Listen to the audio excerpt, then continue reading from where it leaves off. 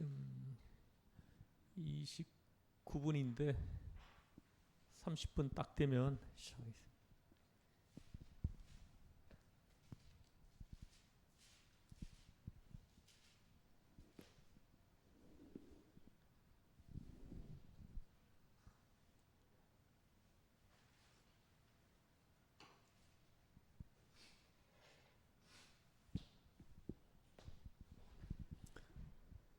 양준사님 들려요? 이거 성령 암송 이거도 한 편 딱 만들어 주세요.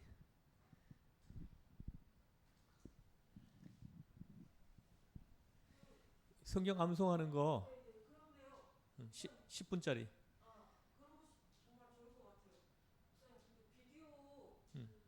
올리는. 캡처로 되어 있는데 제가 잘 몰라서 촬영으로 카메라 바꿔야 되는데 그 잘 안 몰라요? 오늘은 대로기가 있으니까 잠깐 와달라고. 카메라는 켜져 있는 것 같은데 제가 켜져 있어요 지금.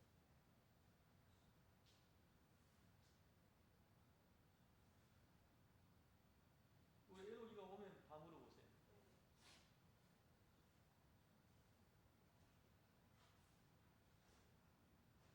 이거 대로기 이거 잠깐만 왔다 가라 그래. 이거 좀 작동하는 거 조금만 얘기해주고.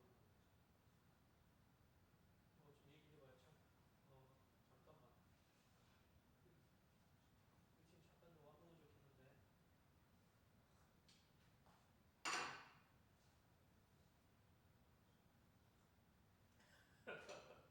얼른 지금 잠깐만 한 5분만.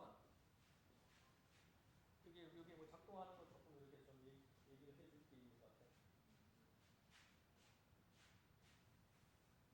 지금 물론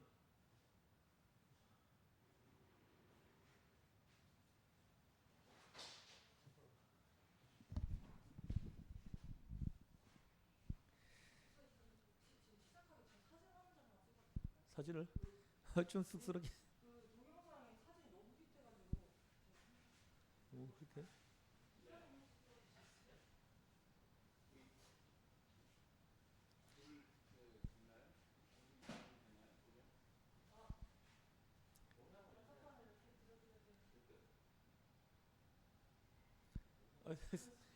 되게 쑥스럽네요. 태초에 하나님이 천지를 창조하시니라.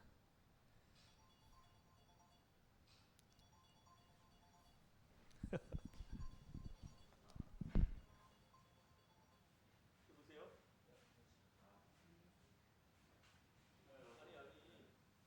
아니. 잠깐 왔다 가라. 지금 뭐 하는 거 잘 물어볼 게 있대요. 지금 빨리 와야 되죠.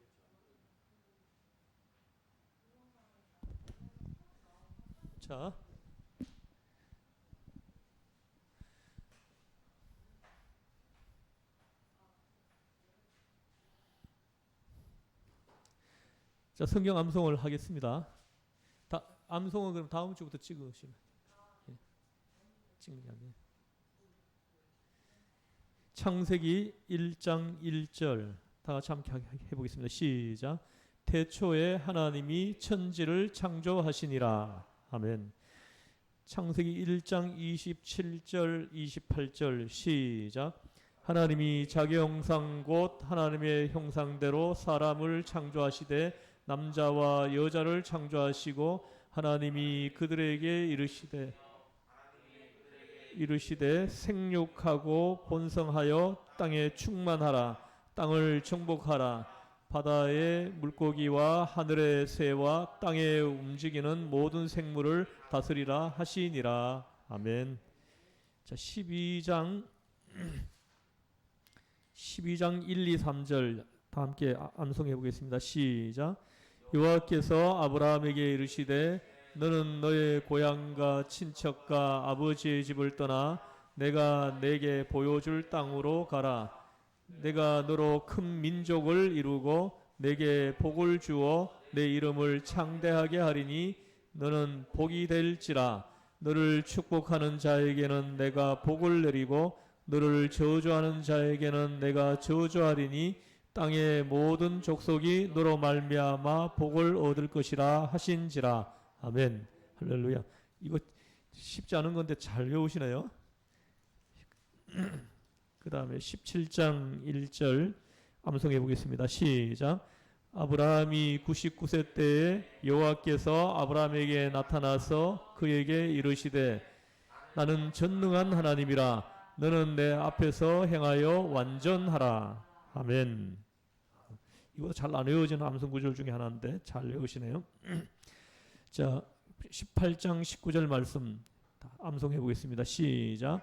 내가 그로 그의 자식과 건속에게 명하여 지켜 의와 공도를 행하게 하려고 택하였나니 이는 나 여호와가 아브라함에게 대하여 한 말을 이루려 함이니라 하시니라. 한 번 더 해봐야 될 것 같으네 이건요. 내가 그로 그 자식과 건속에게 명하여 여호와의 도를 지켜 의와 공도를 행하게 하려고 그를 택하였나니 이는 나 여호와가 아브라함에게 대하여 말한 일을 이루려 함. 뒤에 말한 일을 이루려 함이니라. 이렇게 다시 한번 내가 그로 시작. 내가 그로 그의 자식과 건속에게 명하여 지켜 의와 공도를 행하게 하려고 그를 택하였나니 이는 나 여호와가 아브라함에게 대하여 한 말을 합니다.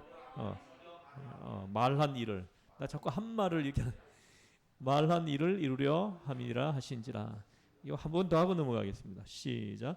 내가 그로 그 자식과 건속에게 명하여 여호와께서 도를 지켜 의와 공도를 행하게 하려고 그를 택하였나니 이는 나 여호와가 아브라함에게 대하여 말한 일을 이루려 함이니라. 아멘.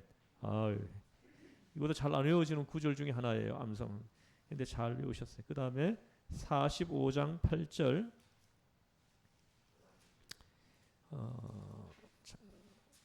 자 한번 해보겠습니다. 그런즉 나를 이리로 보낸 이는 시작. 그런즉 나를 이리로 보낸 이는 신들이 아니요 하나님이시라. 하나님이 나를 삼으시고 온 땅의 통치자로 삼으셨나이다. 아멘. 그런즉 나를 이리로 보낸 이는 당신들이 아니요 하나님이시라. 여기까지 되죠? 그런즉 나를 이리로 보낸 이는 당신들이 아니요 하나님이시라. 그 다음에 하나님이 나를 바로의 아버지로 삼으시고 하나님이 나를 바로의 아버지로 삼으시고 여기까지 해볼게요. 시작. 그런즉 나를 이리로 보낸 이는 당신들이 아니요 하나님이시라. 하나님이 나를 바로의 아버지로 삼으시고 하나님이 나를 바로에게 아버지로 삼으시고 그 온 집의 주로 삼으시며 애굽 온 땅의 통치자로 삼으셨나이다.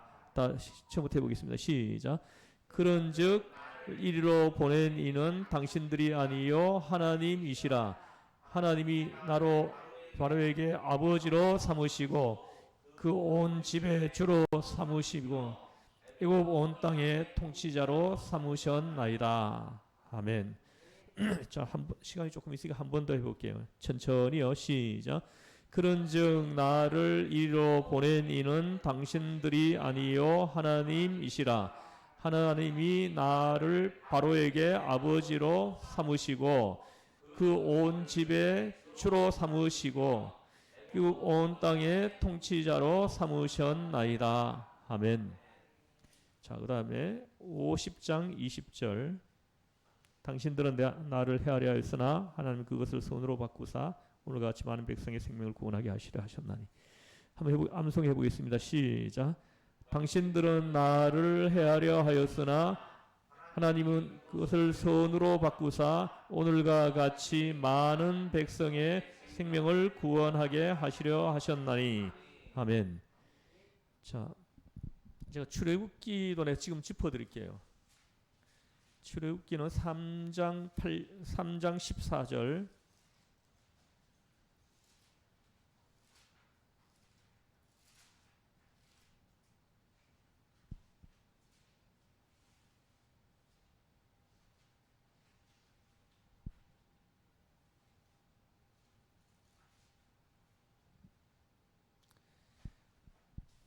그 다음에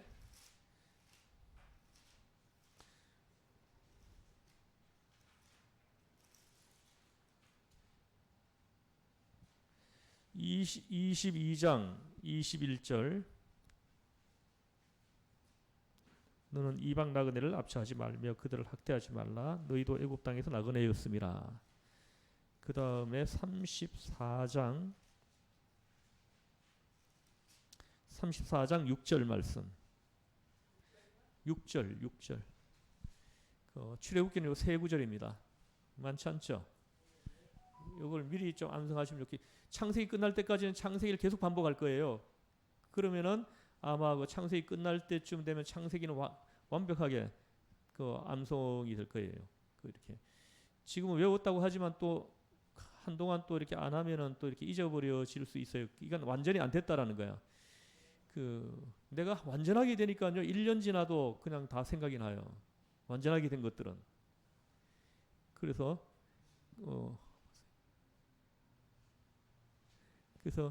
요 세 구절을 미리 알려드리니까 이렇게 미리 좀 암송하시면 되겠고, 그리고 방금 말씀하신 대로 창세기 끝날 때까지 창세기 암송 구절을 계속 반복을 좀 하도록 하겠습니다. 자, 오늘은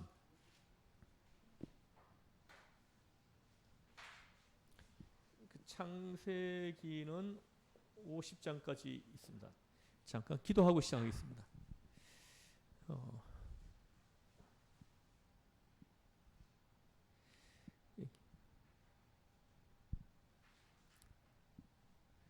누가 한 분 좀 성령이 이끄신 대로 한 분이 기도하고 시작하시죠.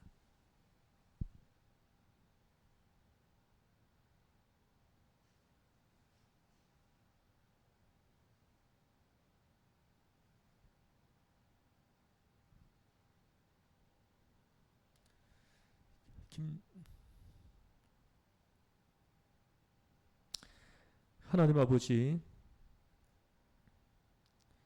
우리 시흥전원교회 안에 성경 사관 학교를 만들어 주시고 하나님 말씀으로 훈련을 받게 하시니 하나님 감사합니다. 하나님, 우리가 일평생 동안 말씀 위에서 살아갈 수 있는 그 훈련이 여기서 이루어지게 하시고, 주님 앞에 서는 그날까지 좌우로 치우치지 않고 주님만 바라보고 흔들리지 않고 걸어가는 그 훈련이 이 시간에 이루어지게 하여 주옵소서. 우리 죄에서 구원하신 예수님의 이름으로 기도드리옵나이다. 아멘. 창세기는 50장까지 있는데 이걸 구절을 분석하면 1장에서 5장, 6장에서 11장, 12에서 25, 26에서 27, 28에서 36, 37에서 50장 이렇게 했는데, 우리가 지금 현재 여기까지는 다 풀어헤쳤고 지금 이 부분을 풀어헤치고 있는 중이죠. 12장부터 한번 볼게요. 1장부터 한번 해보죠. 장제목을. 1장은 천지창조, 2장은 에덴 동산, 3장은 인간 타락이죠.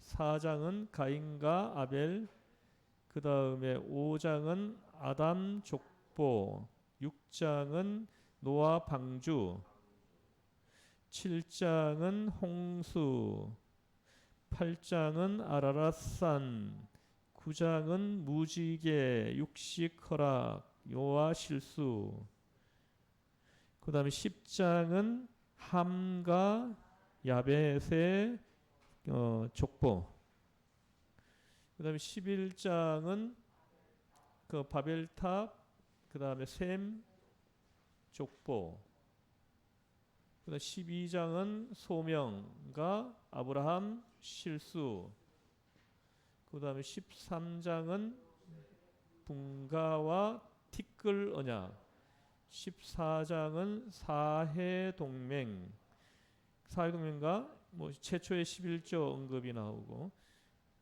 멜기세덱, 그 다음에 15장은 햇불 언약, 그리고 별 언약, 그리고 최초의 이신칭의, 그 다음에 16장은 이스마엘이 태어나죠. 마엘, 17장은 계명과 할례 언약입니다. 그다음 18장은 의인 10명과 사람 셋.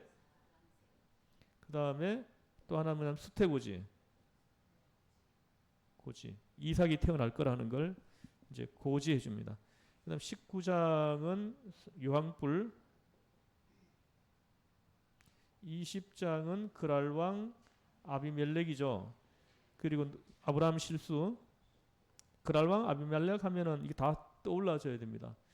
그 아브라함이 실수하는 거. 그다음에 21장은 이삭 출생. 지난주에 여기까지 했죠. 이삭 출생까지. 그다음에 22장은 그 이제 그 이삭 번제입니다. 이삭 번제.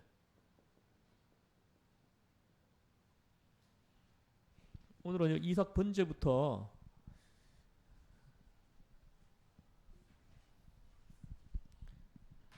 여보 에녹이 안 왔어요? 에녹이 잠깐 왔다 가야 되는데 잠깐만 왔다 가라고 얘기를 하시고 지금 올 수 없는 그런 사정 아니에요? 그 수업 때문에 오늘 얘가 이제 학교 안 가고 줌으로 이번 주 한 주 동안은 있습니다. 자, 이삭 번제에 대해서는 뭐 여러분 스토리 다 알죠, 그죠? 여러분 그 뭐 천지창조 그 영화를 그 좀 보신 분이 있는지 모르겠는데 그 천지창조라는 그 영화를 보면은 이 장면이 잘 묘사되어 있습니다. 그 하나님이 아브라함에게 그 아들을 그 번제로 바치라 하시는 장면이 그 잘 묘사되어 있고 그리고 또 그 이 아브라함과 사라가 그 백세에 낳은 그 아들을 그 번제로 그 바치려고 할 때 그 순종하기 어려워하는 순종하려고 할 때 그 갈등하는 그런 어떤 심리들 이런 것들이 잘 묘사되어 있습니다. 뭐 혹시 뭐 그게 지금도 있는지 모르겠는데 그 천지창조라는 영화를 내가 옛날에 본 적이 있는데 아직도 그 장면이 선명하게 떠올라요. 특히 사라가 아들을 안 보내려고 막 하는 그 장면이 아브라함이 이삭을 데리고 문 밖으로 나갈 때까지 막 이렇게 그 엄마인 사라가 막 이렇게 그 아들을 안 보내려고 하는 그 심정이 그 잘 묘사되어 있는 그런 영화입니다. 그럼에도 불구하고 이제 아브라함은 이렇게 순종합니다. 망설이지 않고 결단을 하고는 집을 나서는 그 장면이 참 잘 묘사되어 있어요. 우리 믿음의 조상이라고 할 만한 분이에요. 믿음의 조상이라고 할 만한 분. 여러분 이게 가능하겠어요? 그 백세의 아들을 하나 낳았는데 그 아들을 번제라고 바치라고 하면은 바칠 수 있겠냐 이거죠. 근데 여러분 보세요. 이 번제가 어떤 제사인지 알죠? 레위기 1장에 보면 번제 제사에 대해서 잘 이렇게 기록되어 있습니다. 거기 보면은 배를 갈라가지고 안에 있는 그 내장들 이런 것들을 다 끄집어내 가지고 그리고는 불에 그 피를 받아가지고는 제단 주위에 뿌리고 그거는 태웁니다. 그 제물은 제단 위에도 불 살라가지고 불 살라서 태우는 제사입니다. 그래서 번제는 불 태우는 제사예요. 굉장히 무섭죠, 그죠? 이 성경에 보면 이 번제에 대한 이야기가 많이 나와요. 열왕기하 3장에도 보면은 이 이스라엘이 남유다하고 동맹을 맺어가지고 에돔, 남유다, 이스라엘, 에돔. 양유사님 왔는데 가서 좀 들으세요. 그래서 에돔하고 삼국이 동맹을 맺어서 모압을 진멸시키는 그 말씀이 기록되어 있습니다. 그 전쟁의 이유는 그 20도로 딱 맞춰 놓으면 될 것 같아요. 히터는. 그러면은 20도 올라가면 꺼져요. 그래서 그 삼국 동맹을 맺어 모압을 쳤는데 그 모압을 친 이유를 혹시 또 기억하실 분이 있을지 모르겠는데 이 모압이 원래는 그 이스라엘 그 왕 그 아하시아가 왕이었는데 그 아하시아가 아하시아의 아버지 아니 아하시아가 아니고 여호람이다. 이스라엘 왕 이름이 여호람인데 이 여호람이 그 여호람의 아버지가 아합입니다. 그 유명한 아합인데 이 아합이 통치할 때는 이 모압이 조공을 바쳤어요. 양털 10만 마리 양을 그 아합에게 이렇게 그 조공을 바쳤습니다. 조공을 바쳤는데 아합이 죽고 나니까 양털 조공 바치는 걸 끊어버렸죠. 그래서 이제 북쪽 여호람이 남유다 그 여호사밧에게 이제 그 동맹을 맺어가지고는 모압을 치는 장면이 나오는데 그때 모압이 패퇴하죠. 패퇴하 도망을 치는데 자기 성 위에서 자기 아들을 번제로 바치는 장면을 이스라엘 군인들 앞에서 자행하는 거예요. 그 무서운 장면을 살아있는 자기 아들을 제단 위에 올려놓고는 배를 갈라가지고 그 안에 걸 다 끄집어내고 막 하는 그런 장면을 이스라엘 군인들 앞에서 보여주는 거예요. 그래서 이스라엘 군이 그걸 보고 막 치가 떨려가지고는 그냥 그 전쟁하는 걸 그치고 돌아갔다 이렇게 성경은 기록하고 있습니다. 그때 하나님은 선지자를 보내가지고 그걸 책망하는 그런 장면이 성경에 기록되어 있습니다. 이 번제가 그렇게 무서운 겁니다. 근데 아브라함에게 그 아들을 번제로 나에게 바쳐라 이렇게 말씀하시는 거예요. 근데 놀랍게도 아브라함은 순종합니다. 근데 여기서 우리가 좀 살펴볼 거는 제가 이렇게 노아 방주, 노아 홍수 할 때도 잠깐 언급을 했지만 여기서 살펴볼 건 뭐냐면은 하나님이 이 번제로 바치라고 할 때 이 번제를 바치는 장소를 지정해 줍니다. 아무 데서나 이렇게 바치라고 하지 않고 번제 드릴 장소를 지정해 줘요. 그 장소가 어디입니까? 모리아산입니다. 이 모리아산이 지금 현재 예루살렘이에요. 예루살렘이고 지금 현재 그 이슬람의 그 모스크가 세워져 있습니다. 옛날에 솔로몬 때 여기 성전이 세워진 장소입니다. 그래서 아브라함이 이삭을 번제로 바치려고 했던 그 바위 있죠. 이 바위가 성전 안에 들어가 있습니다. 지금 이 바위가 모스크 안에 그대로 집어넣어서 지성소죠. 지성소에 이 바위를 넣어놨습니다. 그래서 이게 이제 나중에 이제 중앙 성소 사상으로 되는 거예요.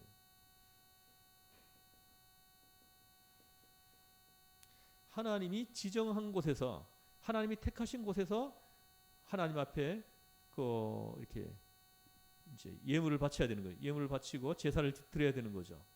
이게 신명기 12장에까지 연결됩니다. 이게 중앙 성소 사상입니다. 그래서 이슬람도 이 중앙 성소 사상이 있어요. 똑같이요. 그 이슬람도 그 아브라함의 후손이거든요.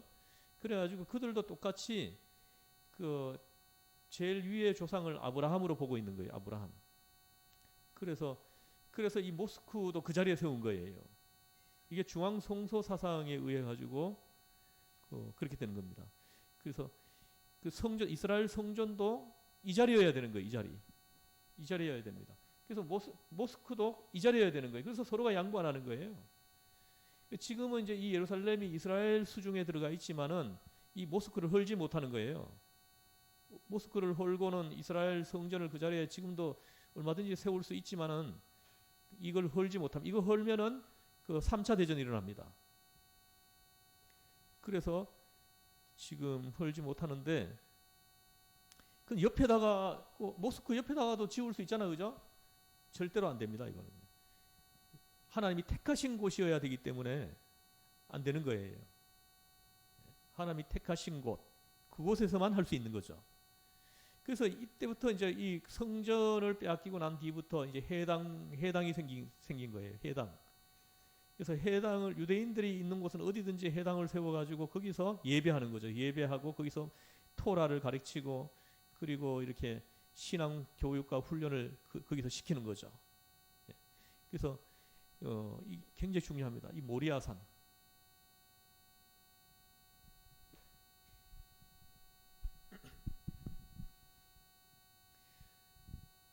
그래서 여기 보세요. 이때 아브라함이 어디에 머물고 있었습니까?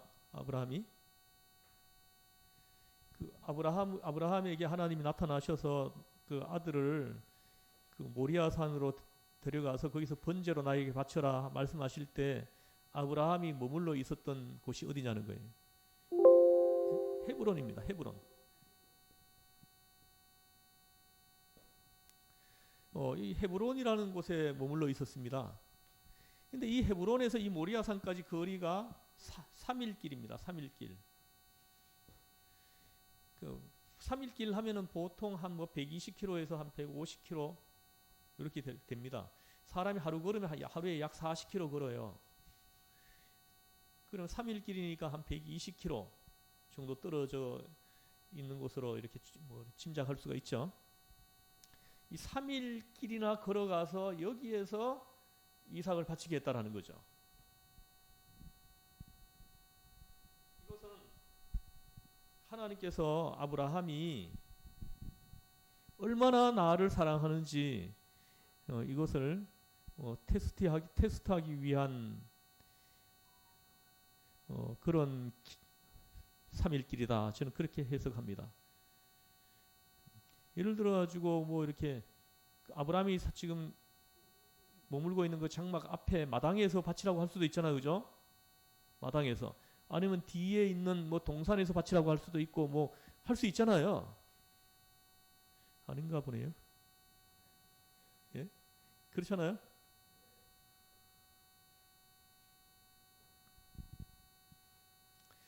근데 모리아산에서 하게 했다라는 거죠. 모리아산 3일길. 근데 우리도 보세요. 그 뭐 박해자들에 의해서 순교자들이 나오잖아요. 그죠? 그 순교자들이 그 순교할 때 보면은 그 자리에서 총을 쏴 가지고 죽이면 있잖아요. 그 순교하기가 그래도 좀 비교적 좀 쉬워요. 그래도 그것도 쉬운 건 아니지만은 그 자리에서 총을 탕 쏴 가지고는 그냥 죽인다 그러면은 나도 순교할 수 있을 것 같아요. 근데 이거 시간을 끌면서 고문을 하면은 배교할 가능성이 점점 커질 수밖에 없는 거죠. 그래서 끌고 가가지고 한 며칠간 거꾸로 매달아 놓고 그냥 물에다가 고춧가루를 타가지고 막 들어붓고 하면은 배교하는 자들이 속출하는 거죠. 근데도 끝까지 배교하지 않은 우리 한국 교회는 끝까지 배교하지 않았던 믿음의 선배들이 있어요. 그래서 그 믿음의 선배들 그 믿음 위에 세워진 교회가 한국 교회입니다. 뭐 가장 유명한 분이 주기철 목사님 아닙니까? 손양훈 목사님 이런 분들 이 손양훈 목사님 같은 경우에도 참 사랑의 원자탄이라는 그런 별명이 붙을 만큼 아주 너무나도 우리에겐 귀한 믿음의 선배죠. 믿음의 선진이에요. 그 인민군들에 의해 가지고 자기 아들이 죽어 둘을 다 죽죠, 그죠? 근데 자기 아들 둘을 죽인 그 인민군을 나중에 양아들로 삼죠, 그죠? 참 이게 가능해요? 근데 그분은 그게 가능케 했다라는 거죠. 그래서 참 우리 믿음의 선진들은 이렇게 훌륭한 분들이 많이 있었어요. 근데 요즘 우리 믿음의 사람들을 살펴보면은 참 이렇게 많이 이렇게 가슴을 아프게 하고 답답하게 합니다. 아마 요즘 사람들 그런 박해가 가해진다 그러면 아마 100명 중에 99명은 배교하지 않을까 저는 생각합니다. 이 주기철 목사님 같은 경우에 그 7년 동안 그 신사 참배하지 않는다라는 거, 예수 믿는다라는 거 그거 하나 때문에 7년 동안 감옥에 갇혀 있으면서 7년 동안 고문을 당했어요. 지난주에도 잠깐 얘기를 했지만 그 고문당한 그 기록이 지금도 그대로 고스란히 남아 있습니다. 뭐 지난주에도 얘기했죠. 뭐 열 손톱, 열 발톱을 다 벤치로 뽑아버리고 대나무 침으로 막 그 자리를 막 찌르고 하는 그런 고문까지 했어요. 그리고 뭐 이렇게 새우처럼 그렇게 꼭 묶어놓고 며칠 동안 두고 막 이런 고문들. 일본 놈 우리 한국 사람들이 이 고문을 그 일본 놈들한테 배웠어요. 제가 이렇게 그 근무할 때만 해도 아주 그냥 폭력이 많았습니다. 군대 안에. 저는 뭐 방위 14개월 받았는데도 숱하게 그런 걸 못해요. 저는 어쨌든 14개월 전 전투방이었습니다. 그래 14개월 내내 훈련만 받았어요. 그래가지고 혹시 뭐 시위하는 사람들 제압하는 훈련을 받았어요. 예? 방패 하나 들고 이렇게 잡고 하는 거 이걸 계속 했습니다. 그 시위한 사람 나타나면 제압시키려고. 그거 하고 또 우리는 일주일에 한 이틀씩은 꼭 야간 근무를 시켰어요. 그리고 하여튼 그렇게 했는데 그 최고 고참이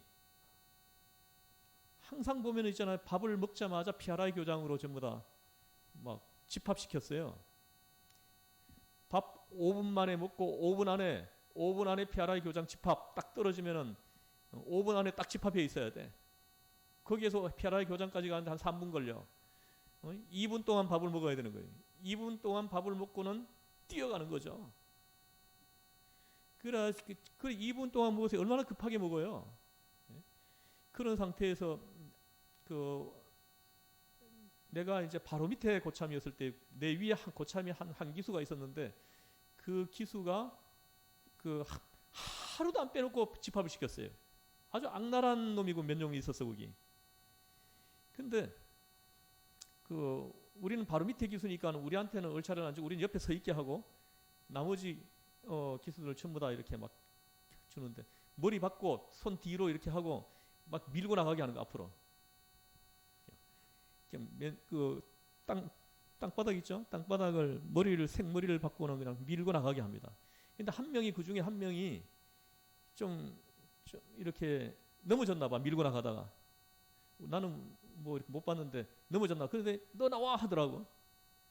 그래 얘가 일어나가지고 앞으로 걸어 나가는 나오는 놈을 군화발로 그냥 가슴을 차가지고 그 자리에서 꼬꾸라지가 쓰러졌어요. 쓰러졌는데 그 자리에서 그냥 사망을 해버렸어. 그래가지고 그것 때문에 그냥 부대가 뒤집어진 적이 있었습니다. 이게 폭력이 굉장히 심했죠. 굉장히 폭력 심했습니다. 그래도 그걸 다 무마되더라고 나중에 보니까. 이 폭력 같은 거 이런 문화는요 일본한테 이게 전수받은 거예요. 이게 군대 폭력 문화 이런 것들이 이 폭력으로 이제 그 군기를 잡으려고 한 거죠.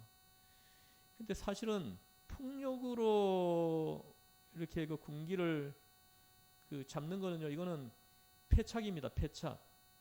자발적으로 나라와 민족을 위해서 이렇게 훈련하고 또 싸울 수 있도록 하는 그 동기부여하고 이런 지도자가 있어야 되는 거예요.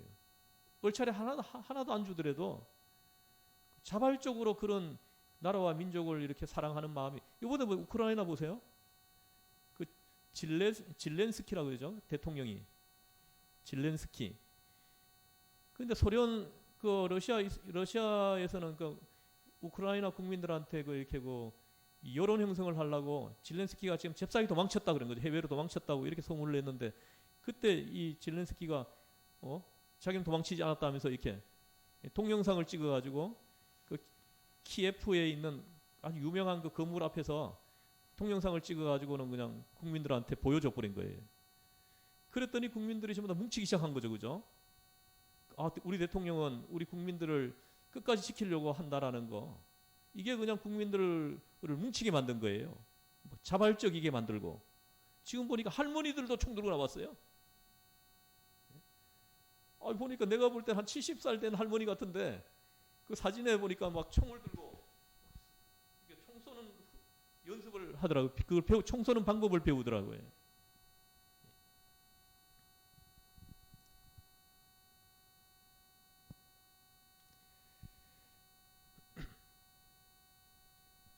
그래서 지금 이 번제는 보는 사람들로 하여금 치가 떨리게 하는 그런 제사입니다. 살아있는 사람을 인신제사라 그래요. 이걸요. 인신제사. 보통 짐승들을 바치는데 사람을 번제로 바치기도 했어요. 이게 이방 사람들은. 그래서 이 신들을 감동시키는 거거든요. 이 제사가. 이 제사라는 것은 신들을 감동시켜가지고 신들이 자기들이 원하는 걸 하게 만들려고 하는 거예요. 사람들이. 이게 최고조로 나온 게 이게 인신제사로 나온 거. 우리나라에도 인신제사가 있었죠. 그 뭐 우리 옛날 이야기도 보면 뭐 심청전 이야기를 보면 그 어부들이 그 용왕한테 용왕신한테 바치려고 인신제사 하려고 사람을 사줘, 그죠? 그때 그 심청이가 나를 사가서 했죠, 그죠? 그래가지고는 자기 아버지 눈뜨게 하려고 공양미 상백석에 그 팔렸죠, 그죠? 팔려가지고는 바다로 나가가지고는 바다 용왕신한테 던져지죠, 그죠? 근데 뭐 연꽃이 나타나가지고 뭐 이렇게 이게 하는 건데 하여튼 옛날 이야기를 재미있게 만들었어요. 그게 다 인신제사입니다. 그 신을 감동케 하려고 하는 거거든요. 근데 성경은 그 인신제사를 철저하게 금하고 있어요. 근데 하나님 아브라함에게 인신제사를 지시하는 거예요, 지금. 이것은 하나님은 성경 66권을 우리가 살펴보면요. 하나님은 인신제사를 철저하게 금한다라는 걸 우리가 확인할 수 있어요. 그런데 여기에서 그 아브라함에게 인신제사를 지시하는 거예요. 이것은 그 인신제사를 바치라고 하는 것이 아니라 하나님의 어떤 의도를 가지고 지금 이 일을 한다라는 것을 우리는 금방 이렇게 하나님의 마음을 읽어낼 수 있는 거죠, 그죠?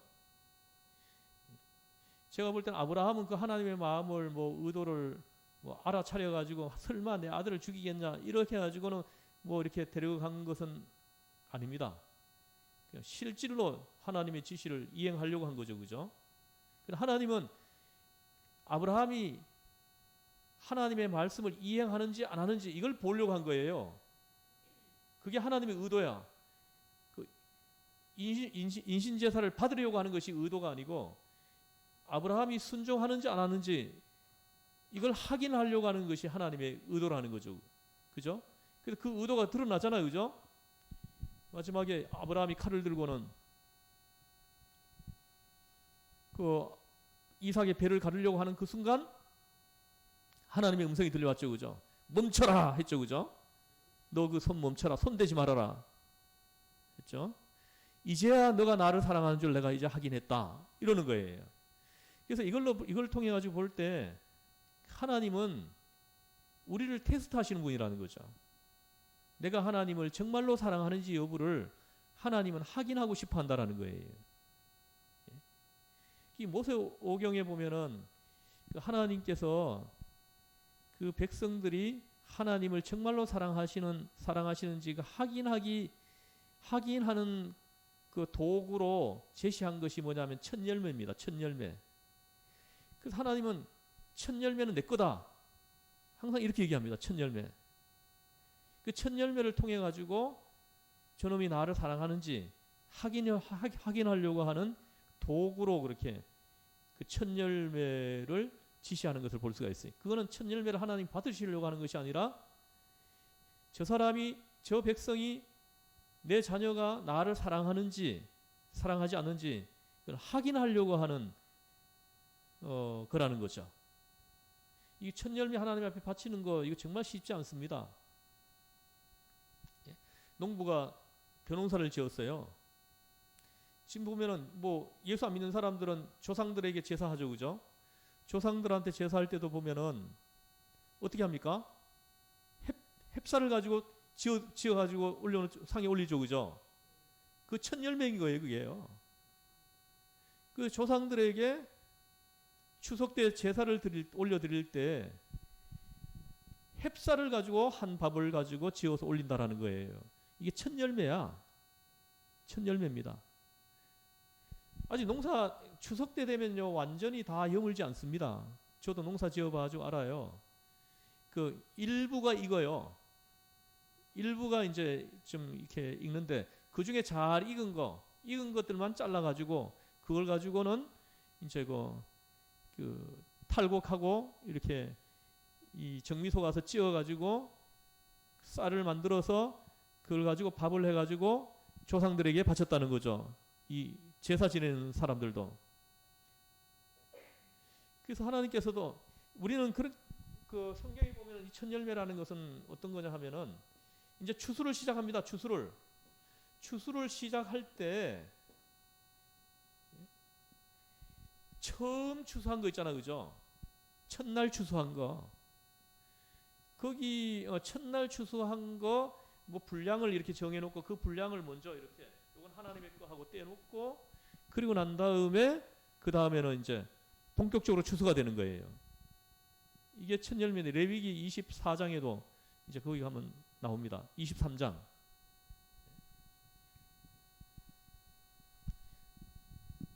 그리고 레위기 27장에도 보면은 양을 우리에 이렇게 그 넣으면서 두 사람이 막대기를 갖고 양쪽에 잡고 있다가 한 마리, 두 마리, 세 마리 들어가죠, 그죠? 들어갈 때 10마리째 되는 건 칵 눌려. 이건 하나님의 거 하고 구별을 하게 했다는 거죠. 이게 이제 최초의 11조를 법으로 제정해 주시는 장면이에요, 이게요.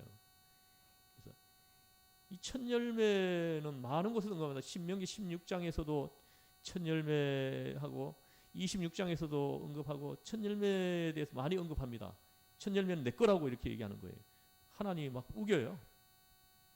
내 거라고. 이건 손대지 마라 이러면서 뭐 그 철저하게 이렇게 지시하는 장면이 여러 곳에서 이렇게 그 언급했습니다. 그래서 이거는 하나님이 나를 사랑하는지 여부를 확인하기 위한 테스트 도구라는 거예요. 뭐 제가 뭐 벌써 말씀드린 바가 있지만은 우리가 이제 첫 수입을 우리가 내려면은 오늘날 현대인들이 첫 수입을 내려면은 초등학교 졸업하고 중학교 졸업하고 고등학교 졸업하고 대학교 졸업하고 또 대학원까지 하는 사람들은 대학원 졸업하고 그리고 난 다음에 직장에 들어가죠, 그죠? 정식 직장에 들어가는 거예요. 정식 직장에 탁 들어갔을 때 첫 월급을 탁 받아들었어요. 얼마나 감격스럽겠어요? 안 감격스럽지 않을까? 굉장히 감격스럽겠죠, 그죠? 굉장히 감격스럽겠죠. 근데 그걸 하나님은 내놓으라고 하는 거예요. 그건 내 거라고 하면서. 근데 요즘 사람들 보면요, 뭐 믿는 사람이나 안 믿는 사람이나 그 첫 월급을 받으면 어디 쓰느냐 하고 물어보면은 거의 비슷하게 대답하더라고. 어디 쓰냐 물어봤더니 첫 번째가 뭐냐 하면 자기 옷을 사 입는데 이 사회에 나가서 활동하려니까 옷이 필요하죠, 그죠? 첫 월급을 받으면 거의 대부분 옷을 사 입습니다. 지금까지는 좀 이렇게 좀 보조를 못 맞추는 거죠. 사회 활동하기에 필요한 지금까지는 수입을 낼 수 없으니까는 그냥 이렇게 좀 그죠? 결핍한 상태에서 옷을 입고 있는 거죠. 뭐 좀 집이 부유한 사람들은 좀 다를 수 있겠지만은 우리 아이들도 보니까 뭐 그렇더라고 보니까 내가 우리 하평이도 이제는 성인이 되었으니까 청년이 되었으니까 신발도 하나 좀 예쁜 거 하나 있었으면 좋겠다 이런 마음이 어느 날 생기더라고 저에게. 그래서 내가 구두를 하나 사줘야 되겠다. 운동화는 뭐 이렇게 있으니까 구두를 하나 그 청년들한테 맞는 그런 구두를 하나 사줘야 되겠다 해가지고 돈을 조금 내가 모았어요. 그래 어느 날 이제 내가 이제 나를 잡아가지고 가자 그랬어. 내가 백화점에 가서 하나 사주겠다 했어요. 하나는 좋은 것 좀 가지고 있어야 된다. 혹시라도 뭐 이렇게 귀중한 모임 이런 데 갈 때는 좀 신을 게 하나 있어야 되지 않겠느냐 했어요. 했더니 얘가 그냥 반대하는 거예요. 안 가겠다는 거예요. 왜 안 가냐? 그러니까 자기는 백화점 신발 안 어울린대. 그래 이마트 가서 사달라고 얘기하더라고요. 이마트.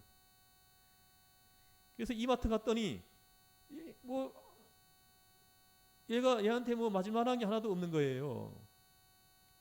좀 보니까 아줌마들 신는 신발들만 있어. 청년들한테 맞는 그런 예쁜 그런 디자인이 없더라고. 그러더니 얘가 하나도 마음에 안 든다고 하면서 안 샀어. 그래 돈 굳었어잖아. 안 산대. 그래서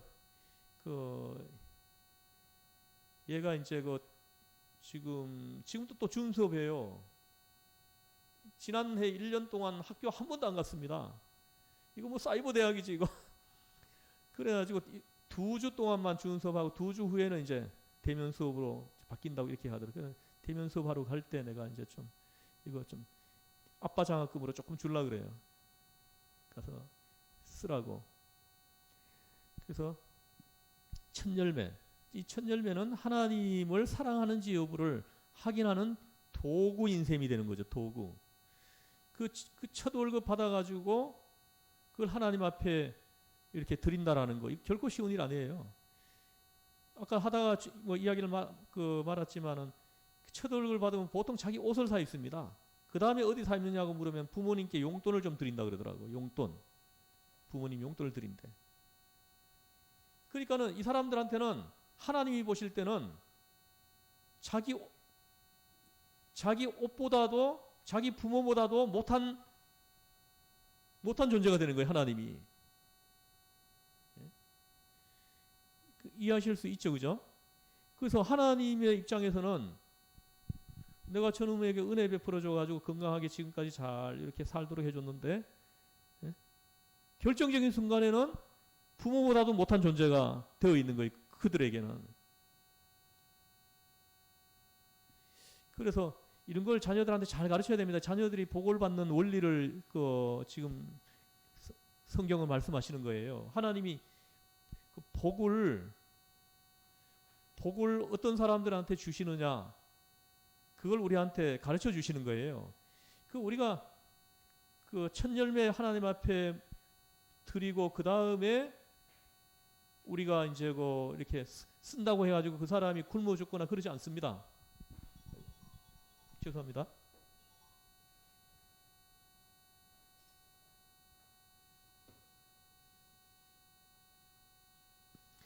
그래서 자녀들한테 이런 걸 잘 가르쳐야 돼요. 가르쳐가지고 첫 열매는 하나님의 것이다. 이런 것들을 어릴 때부터 가르쳐줘야 돼요. 그래 하나님이 가장 소중한 분이다. 너에게 이걸 가르치는 거예요. 그게 너에게는 부모도 소중하고 모든 것이 다 소중하지만은 가장 소중한 것은 너의 인생에서 가장 소중한 것은 하나님이시다. 이걸 가르치는 거예요. 정말 그렇습니다. 부모도 그 자녀를 못 지켜줍니다. 성인이 되니까 다 자기 마음대로 하려고 그래요. 자기 하고 싶은 거 하려고 그러고, 그리고 또 막 다니면 어떻게 부모가 따라다니면서 지켜줍니까? 못 지켜줘요. 하나님만이 지켜줄 수 있는 거예요. 그 하나님을 의지하게 하는 그런 법을 가르쳐 주는 거죠. 지금도 보면 아브라함에게 지시하는 게 뭡니까? 가장 소중한 걸 내놓으라고 하는 거예요. 가장 소중한 것을 내놓으라고 함으로 해가지고 그가 나를 사랑하는지 여부를 지금 확인한다라는 거죠. 확인. 정말로 우리가 이렇게 돼야 됩니다. 그럴 때 우리의 생활, 우리 삶의 어떤 이제 그 패턴이 이런 식으로 만들어질 때에 우리의 인생이 있잖아요.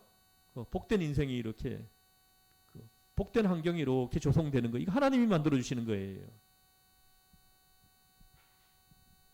우리가 바르게 배우고 바르게 가르쳐 줘야 됩니다.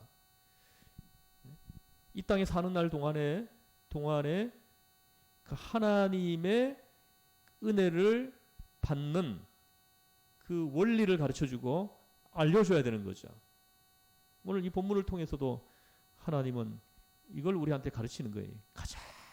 하나님은 하나님을 경외하고 예배하는 자들에게 가장 소중한 분위기를 원하는 거예요. 지금 나 외에 다른 어떤 걸 나보다 더 사랑하는 것이 있는 것을 하나님은 싫어하신다는 것을 이 사건을 통해서 보여주시는 거예요. 무슨 말씀인지 이해하세요? 이건 굉장히 중요한 겁니다. 하나님은 우리 모두에게 하나님은 가장 소중한 분이 되어야 되는 거예요. 내 인생에서 가장 소중한 분이 하나님이셔야 된다라는 거죠. 하나님은 그런 사람들을 통해서 이 땅에서 하나님의 그 계획을 이루어 가신다라는 걸 보여주는 거죠. 이게 되어 있기 때문에 하나님은 아브라함이 선택된 거예요.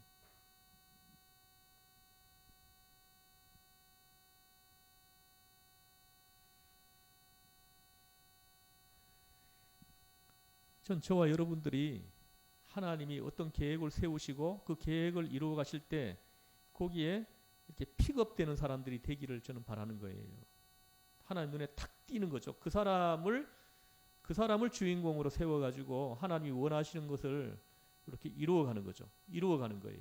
여러분 보세요. 그 바벨론 포로로 끌려가지고 남유다가 그 패망해가지고 그 포로로 끌려가지고 그죠? 배운 사람들은 싹 다 끌려갔습니다. 못 배우고 미천한 사람들만 그 가나안 땅에 남겨놓고는 포도원지기로 삼았어요. 나머지는 다 끌려갔으면 끌려가지고 바벨론 왕이 그냥 제국 온 사방에 흩어놨습니다. 그 수많은 보니까는 굉장히 많이 끌려갔어요. 돌아올 때 보면은 한 번 돌아온 사람이 한 5만 명 가까이 49,897, 49,897명이 1차 귀환자들이 됩니다. 또 2차, 3차 돌아오는 거예요. 그러니까는 수십만 명이 끌려간 거죠. 그때도 보면 하나님은 매를 대셨지만은 그 매를 대는 도중에도 자기 백성을 하나님이 보호하시는 하나님을 보는 거예요. 우리는 그때 보세요. 다니엘을 세워가지고 다니엘이 고위직에 올라가게 해가지고 자기 백성을 이렇게 보호하시잖아요, 그죠? 또 보세요, 에스더를 왕후가 되게 해가지고 또 모르드게가 그 제국의 황제 다음이 되게 해가지고 그리고는 제국이 흩어져 있는 자기 백성들을 이렇게 아우르게 이렇게 해주시는 걸 볼 수가 있습니다. 그 하나님의 그 계획 속에 모르드게, 에스더, 다니엘 이런 사람들이 그 계획 속에 들어가서 하나님이 사용하시는 사람들이 되었다라는 거죠. 저는 우리 중에 그런 분들이 이렇게 있기를 바라는 겁니다. 이 성경 공부를 하는 의도와 목적도 이렇게 눈이 열려져 가지고 이런 걸 좀 보게 하고 그리고 내가 하나님의 그 계획 속에 들어가서 하나님이 귀하게 쓰는 그런 도구가 될 수 있기를 그런 바라는 마음이 저희 가득 차 있는 겁니다.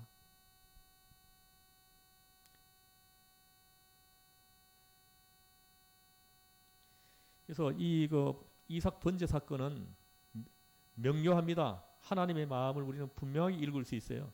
이삭을 번제로 받으려고 하는 것이 아니라 아브라함이 나를 정말로 사랑하는지 여부를 확인하기 위해서 하나님이 지시하신 사건이라는 거예요. 이게 이삭 번제 사건의 핵심입니다. 그래서 여러분들께서도 하나님보다 더 소중하게 여기는 것이 생겨나면 하나님 그걸 바치라고 요구할 수 있어요. 여러분들은 살면서 하나님보다 더 소중한 것이 없어야 됩니다. 그럴 때 하나님은 더 풍성하게 해주신다는 거예요. 더 기업이 크게 해준다는 거죠.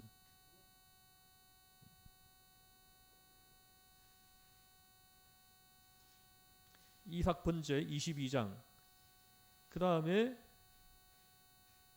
여기 보면은 하나 더 있는데 뭐냐면 20절 이하에 보면 나홀의 계보가 나옵니다. 나홀. 내가 이거 다 해드렸어요. 이 계보를 다시 한번 하고 갈게요. 굉장히 중요한 계보니까. 요거까지만 하고 조금 쉬겠습니다. 자, 데라가 있고 그 다음에 아브라함, 나홀, 하란이 있죠. 이 하란에게는 세 자녀가 있죠. 하나가 누구냐면 롯과 밀가와 이스가. 둘은 딸이에요. 요 밀가가 요 나홀하고 결혼하죠. 결혼해서 여기서 부두엘이 나오죠. 부두엘에게서 라반과 리브가가 나오죠. 요 리브가가 요 아브라함과 사라 사이에서 이삭이 나오잖아. 이삭하고 그 다음에 또 있죠. 아니구나. 이스마엘이 있죠, 그죠? 이스마엘은 있는데 이건 빼내고 이삭이 있습니다. 이삭에게서 에서하고 야곱이 있죠, 그죠? 이삭의 부인이 누굽니까? 요 리브가죠. 이삭은 조카하고 결혼한 거예요, 조카하고. 요 리브가하고 결혼하는 거예요. 여기에서 에서와 야곱이 나오고 요 야곱에게서 12아들이 나오는 거예요. 이렇게 해서 이제 한 민족이 만들어지는 기틀이 잡히는 거예요. 여기 나홀 족보 이거 나오죠, 그죠? 이거 나오잖아요.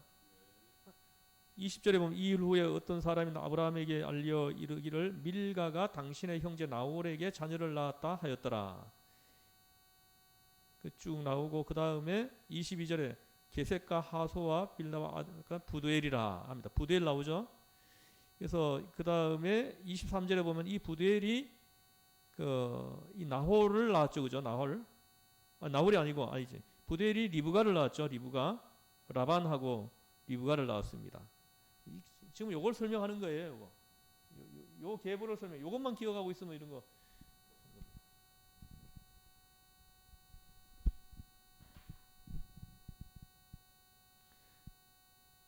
그럼 조금만 좀 쉬었다가 첫 시간이니까 조금 쉬었다가 또 이어서 하겠습니다.